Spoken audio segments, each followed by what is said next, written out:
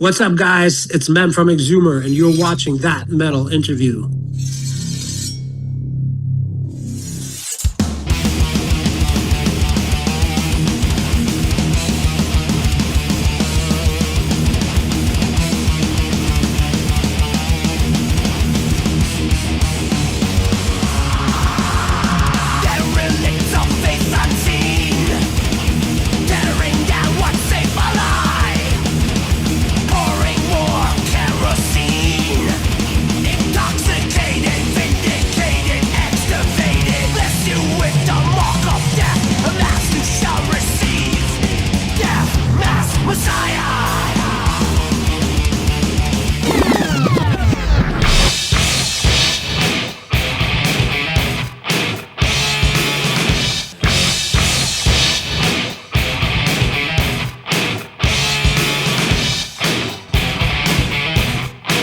That Metal Interview. So, first question, where are you? What part of the planet?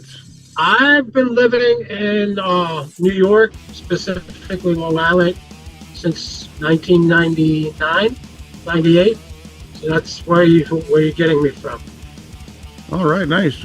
But you're from Turkey, right? Yeah, I was born in Turkey, grew up in Germany, and then immigrated to the States in the late 90s. Oh, wow. Yeah, I went to college here and then grad school, and just stayed. So, I mean, I grew up, I've always had American relatives, so yeah. And I grew up in like this cultural triangle between Turkey, Germany, and the United States, so Yeah, just ended up being here. very cool. So I'll start with a new video. We'll get to the album in a bit. Death Mask Messiah is also the title for the video of the song. I've noticed, what I've noticed, ma'am, every time I see you guys on YouTube, anywhere, you have tons of energy. How do you maintain that over the years? I mean, that's what the mission statement is, right? Is like, to match the intensity of the music with our live performance and, what we do. And like, I think when that stops to happen, that's when we can call it quits. I don't think, we're worthwhile if we can't, match the energy of the music with our stage performance. And, you'll go through if you play like a 15-day tour or 20-day tour, obviously not every show is the very same exact thing. Also depends on, what kind of energy we get back from the fans. But there's this like a standard that we adhere to. So, and that standard, we just kind of try to maintain to the best of our abilities. So, and I think we're doing a pretty good job. No, very, very good job. It's just a great thing to see a frontman that energetic up there, right? I mean, why would you want a guy just sitting there singing all these thrash lyrics and just sitting there? Yeah, no, that'd be quite disappointing. And the whole idea of thrash metal is to be intense, right? Right. So that's why I think that's why we maintain like a certain level of aggression. On and off stage, and like not off stage, but you know what I mean. Like we just try to keep it as heavy as possible. And I think like when we do a job, people respond very positively because of that. I mean, it's really difficult to play our music with zero participation. You get what I'm saying? I mean, it's really. It becomes quite painful for us, and I think for the audience too. I'm like, it's not like I went to see Rush the other day, right? A couple of weeks ago. Yeah, here at the Garden, and even they had like crazy crowd participation, and for what they do, and I mean, if they can get a level of buy-in, why wouldn't we? The whole show is based on people, coming on board and doing what what we invite them for, so. Right. So speaking of Rush, what is your take on Annika Niels as far as the replacement goes? I mean, she's not a replacement. The guy passed away. So yeah, I think in terms of, she's great. Like, she's freaking amazing. Like, she plays really well. But I mean, I think she played with Jeff Beck and, people that that are already like, she's like up there. So they didn't just get someone who's just a person. They got probably one of the best people that they can. And I mean, I think they know what they're doing because, they could have gotten like some cat, well-known cat. But she's also a female that brings a different energy, and a different level of interest because, you would think, it brings a level of surprise too, because you'd be like, wow, there are actually folks, from both sexes that can play like that. That's amazing, it's just a level of surprise. So I think incredible. It's done with intent on various levels, not just playing. Obviously, there are great female drummers out there. I'm not saying anything, but them picking a female, I think it is really cool. And then somebody that good of playing, that's amazing. So anyway, that's a whole other subject, a whole other interview. yeah, definitely. So to speak about your band, EXUMER, and yourself, sure. Ma'am, I noticed 1985, give or take, Immortal and Black demo came out, right? Mm-hmm. How long before that had you guys been doing the circuit before this demo came about? Man, we just had started, bro. So I started the band with Ray in 1985 in the summer, like late spring, early summer. And the whole idea was like, I already had a band before that. So I was like, I was in the scene. I knew everybody who was a writer. I knew people, it was a smaller scene back then. So everybody knew each other who was doing things. So I was like working for Metal Hammer. I started working for Metal Hammer in 1984, late 84.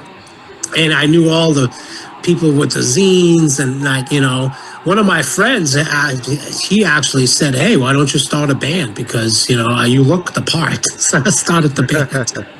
And, shortly thereafter, we did the demo in the winter of 85.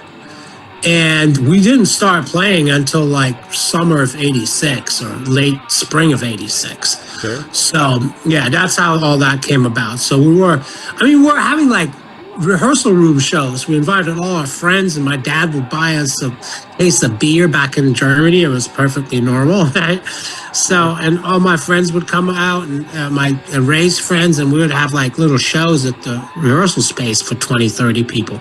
But playing in earnest didn't really start until mid 86. And at that point, we got signed to our record deal during our second show. So, really?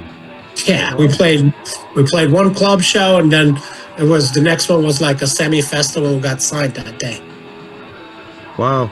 Also, I want to point out your guitar player, Ray. Yeah.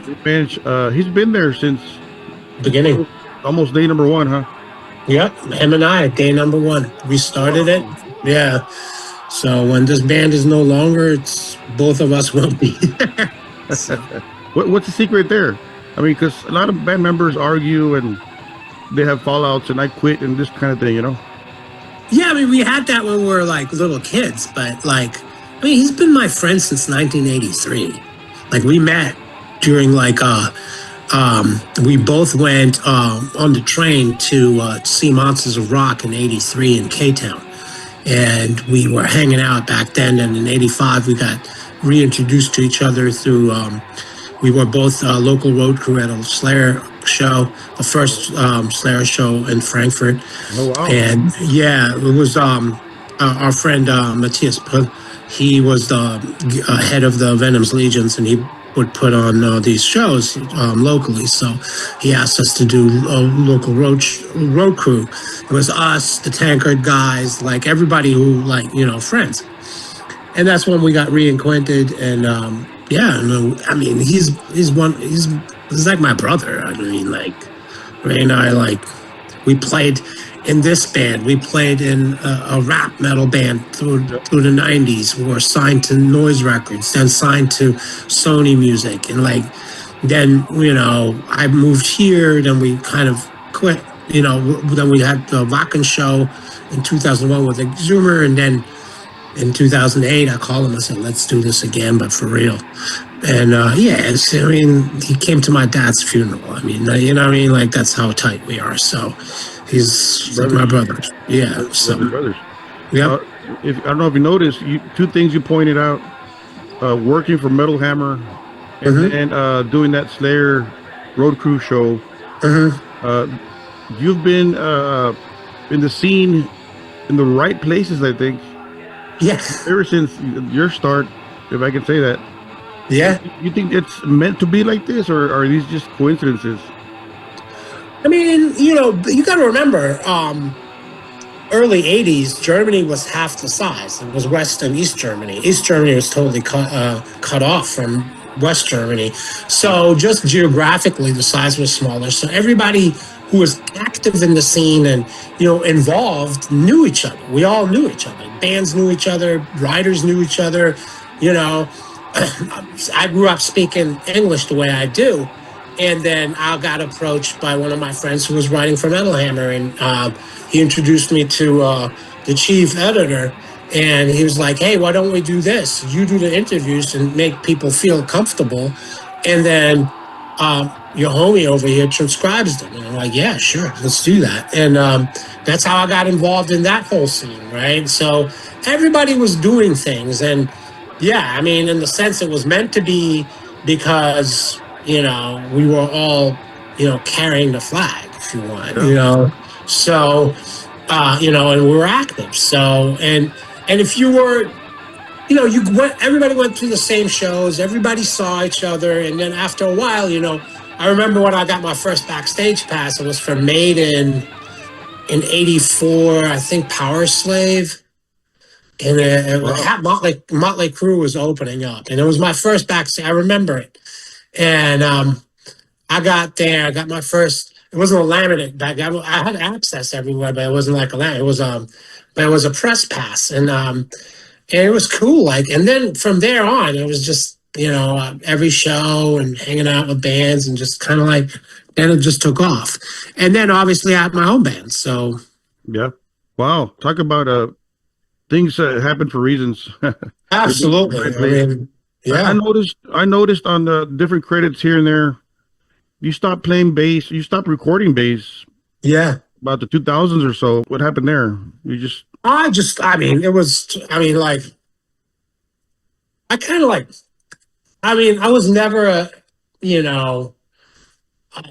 was never a specialist or, aficionado on bass. It was more like, I played bass because nobody else played bass, and I was singing at the same time.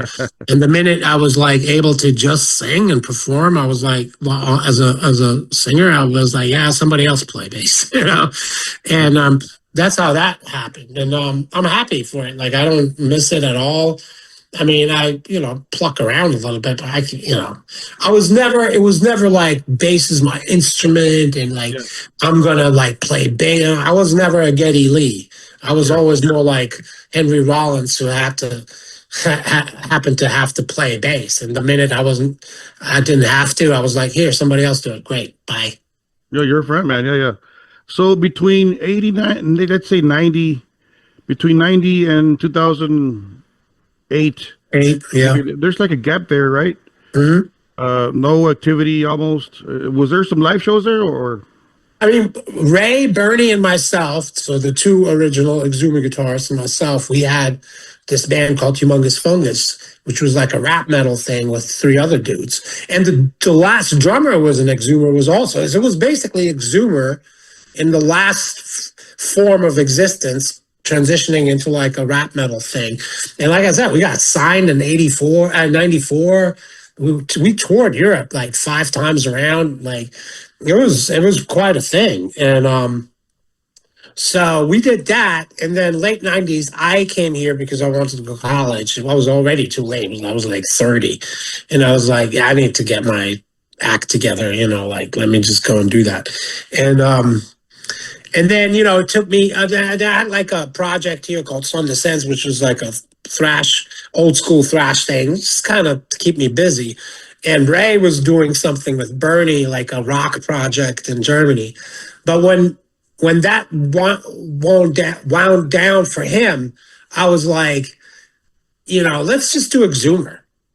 Let's stop messing around, And then at that point, technology was way advanced.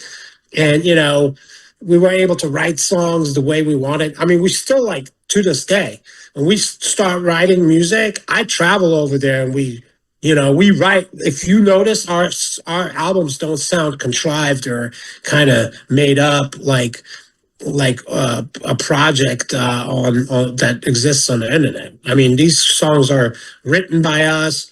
We rehearse them together. Like it's all organic, and that's what we want to do. But let's say if I have the riffs and I already know how the song goes, I'll go home and then start tinkering around with the vocal melodies and lyrics. I can like all the stuff that you can do easily now today from the comfort of your home. Yep. Where you back in the day, you would have to go rehearse 4 days a week to get that kind of tightened up. You don't have to. So when we work on live shows, we come prepared. We rehearse for a couple of days, and then the set is the set. We have a headlining set and a festival set. And that's the set, and the same. We do the same with when we rehearse for records. We get together, we write songs, and then everybody goes home. I mean, you have to do some work at home, but you can do it. I can live here. Those dudes live in Germany. They don't even live in Germany. And, Ray lives by Frankfurt. The other 3 live in Essen and Dortmund. I mean, those are like really, 3-4 hours away. And then with me, it's a continent away. So, but, technology makes it possible. And I'm really grateful for that. And we can still sound like a real band. Right. Wow. It is a complicated situation as far as rehearsals, but you guys are doing it. Yeah, I mean, I don't need to you think Slayer rehearses every week? They do the same exact things. Do you think any band of like creators, same thing? Miller lives in Berlin. One guy lives in Finland. The other guy, people, when you grow, that's the thing when you're young, right? So you all live in the same place. You start the band. There's a different kind of energy, and you do that. As you grow older, I mean, people have lives, so. But I always say, when we do EXUMER, we do it 100%. Like, there's no, it's not like 1 foot in, 1 foot out. Like, it's both feet in, and it's full, 100% full steam ahead. 100%. Which I think translates into the records and into the live shows with what you just started earlier, asking me about how we maintain that level of intensity. Yeah, for sure. So Death Mask Messiah dropping August 28th, Metal Blade, if I'm correct. Yeah, like all our records. Did you guys take a different approach with this album? Maybe different than Hostile Defiance or? Yeah, I mean, yeah, we did, but it wasn't like, it just happened that, it got to a place where we felt like, it was an organic type of way to how those songs progressed. I mean, we have a whole new rhythm section. Those dudes are like at least 20, 25 years younger than us. And they can carry certain elements of our music really easily because of their vigor and technical prowess, but also just like their energy. So, the bottom end in a thrash metal band is really everything you need. If the bottom end doesn't carry the top, then you got problems. So that's really the issue. And yeah, we got like an infusion. And so now we can like write riffs the way we want them and not even think about whether we can play them or not, or if they're going to be played the right way or whatever. So, who kicks off the writing process, man? Is it you with the lyrics, or is it maybe Ray? No. So Ray will have riffs. He'll have ideas of riffs. He'll send them around. Now Mark does the same on this record. We gave him. He wrote 2 songs by himself. First time ever in our history where we said, all right, you've been with the band since 2013. You're a full-fledged member, great guitar player. Go ahead, see what you can do for a couple of tracks. So usually the music comes. I have ideas about the album concepts and the lyrical direction, but everything has to match. So if the vibe of the riff matches an idea that I have for, let's say, Allocated Savagery, that's a really aggressive riff. So I had that idea about writing about, the standoff with the ATF and Branch Davidians. That riff and the atmosphere of the track perfectly captures what I wanted to write about. And then I matched the intensity of my vocals on top. So music first, lyrical concept, vocals and lyrics, they all have to blend into each. So when you listen to the track, you don't have anything that's disjointed. Like I don't kick back with my vocals or the delivery, nor, with the content matter. Because if you listen to it, you're like, holy shit. What I want you to do is almost like rap lyrics, to picture, a gunfight, except it's not street gunfight, it's Waco, Texas. And, right. So that's what the idea is. And that's with every song, right? So Sin Bleeder is about politicians raping us, people and the land just for profits. So, I match that intensity, just kind of creepy, where I, give this like dirty politics type of vibe to it, That's how the riff, that's what the riff, that's the riff's vibes to me. And I've just built on that. Yeah, that was one of my questions. Do you watch a movie? Do you read a book? Or I do everything. Yeah. Yeah, I do all of it. For lyrics. Yeah. Yeah. I do all of it. Yeah. Oh, very cool. That's tough. I mean, I can't write lyrics, so that's a whole other world right there. Writing a whole paragraph, a whole verse. I've been doing it since I was a little child. So. Yeah. Wow. Yeah, so, I'm a teenager, so So, yeah. It's been a hot second. So. The title, ma'am, Death Mask Messiah sounds like a movie to me. It sounds like a movie or maybe a badass Transformer character. What's behind the title here? It's badass though. Yeah, so around the 30-year anniversary mark of Waco, they had this guy, Jeff Quinn or whatever, I forgot his name. He was on the radio and was talking about the whole incident. He was describing how David Koresh, the leader of the Branch Davidians, was almost acting like, he was trying to be a messiah, but also he was like a false prophet. He would tell his followers, "Oh, you got to be celibate. Don't sleep with your wives," while he was banging their wives. So, the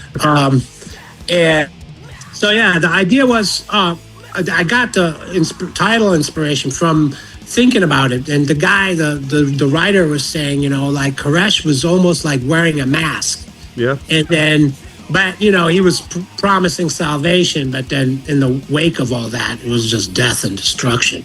And then I was taking that, I was like, oh, wow. And we have a mask. That's our mascot. So I was like, that's a perfect idea. So I took the death, I took the mask, and then I was like, he's a messiah, so Death Mask Messiah. That's how I put it together. But it's also a fitting title for like people who are,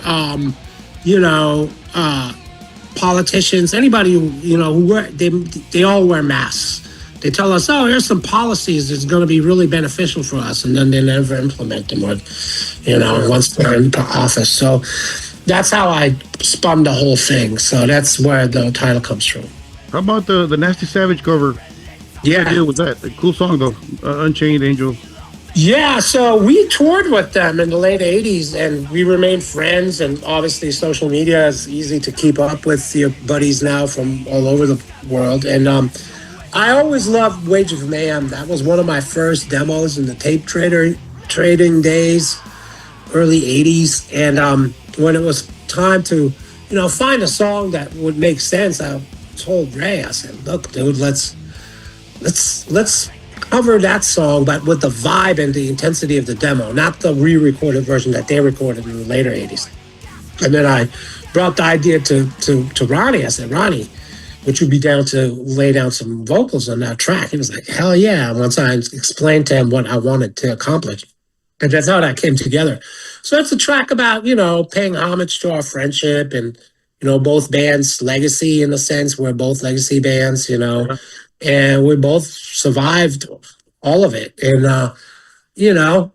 they do their thing, we do our own thing. And I think it's a nice tribute to them and to us, to our friendship. So that's how that whole thing came together. That's cool.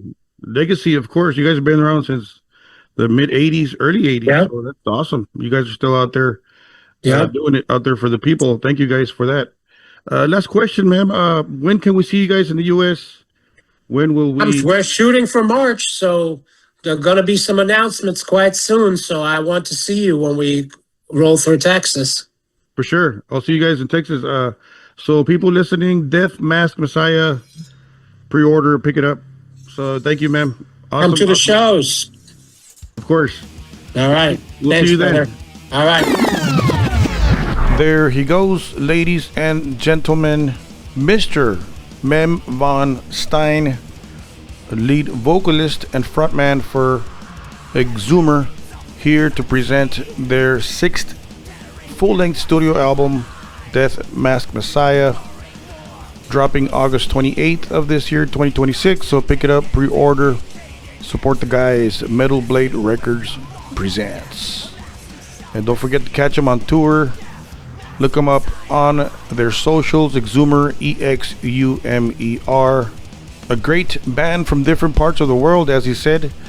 Mem is living in the US, and there's some guys in one part of Europe and another guy in some other part of Europe, but they are from Germany, I believe, based out of there. So anyways, thank you, Mem, for being a part of the show. Thank you guys for listening and subscribing, pressing the bell for notifications, blah blah blah, right? So that metal interview presents. Thank you guys on behalf of your friend James from the state of Texas.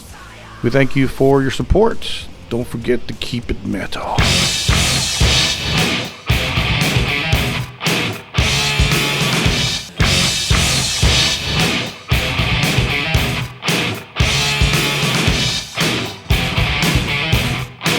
That metal interview.